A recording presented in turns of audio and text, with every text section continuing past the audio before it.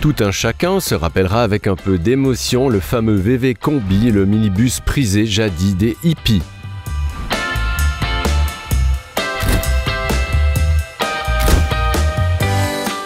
Annoncé à grand renfort de concept car, l'idée Buzz se pose en réinterprétation aguicheuse de son ancêtre le Combi T1.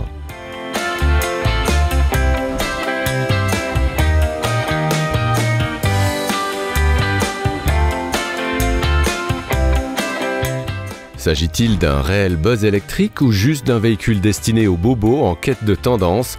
Les résultats dans ce test.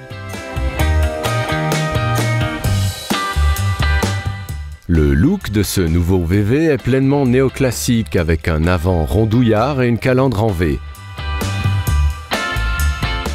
La peinture biton et les feux LED matriciels, tous deux en option, soulignent les lignes et lui confèrent une dégaine attractive.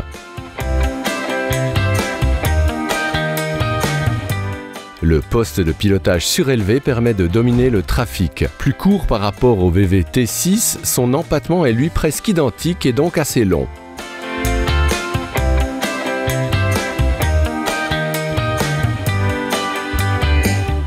Néanmoins, cette envergure est compensée par un rayon de braquage réduit.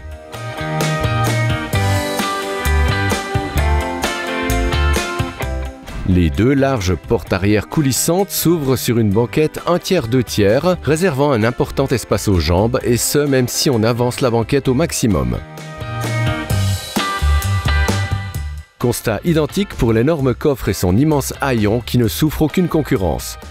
L'onéreuse option plancher surélevé permet de dégager une surface plane tout en proposant des tiroirs de rangement pour les câbles de recharge. On regrettera que le revêtement au sol ne soit pas plus résistant et que la banquette ne soit pas déposable.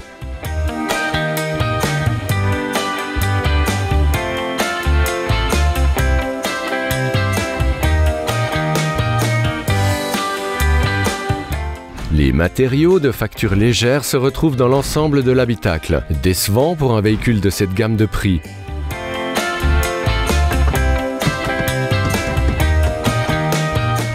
Pourtant, la présentation est avenante avec les inserts couleurs reprenant les teintes de la carrosserie. Un petit écran de 5,3 pouces est associé à une grande surface tactile de 12 pouces.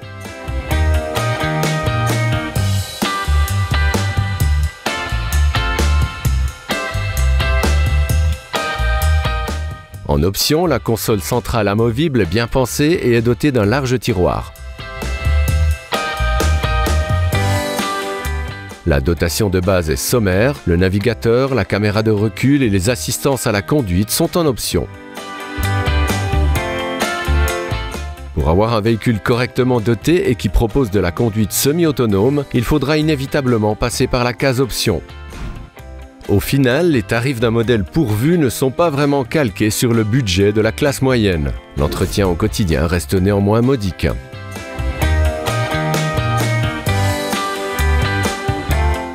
L'agrément de marche de ce minibus vient compenser l'addition salée.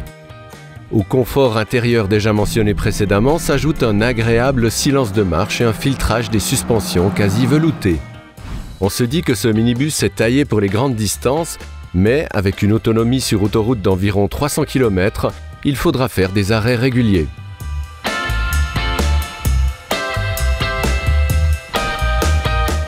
La batterie de taille moyenne se recharge rapidement à 170 kW. VV prévoit à terme d'incorporer la possibilité de la recharge bidirectionnelle. Au niveau de la conduite pure, les 204 chevaux du bloc synchrone arrière suffisent à assurer des bonnes reprises et des dépassements en toute sécurité. Malgré son poids de 2,6 tonnes, l'idée Buzz dispose d'une bonne assise sur la chaussée grâce aux batteries placées dans le plancher. Si bien que le plaisir de conduite est réel et l'on peut même s'autoriser à un peu de dynamisme sur route sinueuse. La précision de la direction est fort correcte.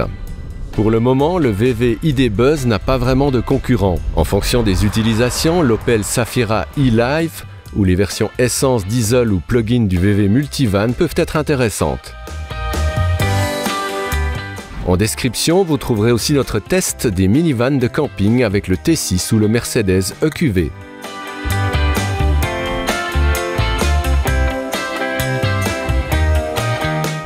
Bilan. L'agrément de marche est au rendez-vous et l'espace intérieur est vaste et confortable. Coup de cœur pour le design néoclassique de cette ID Buzz.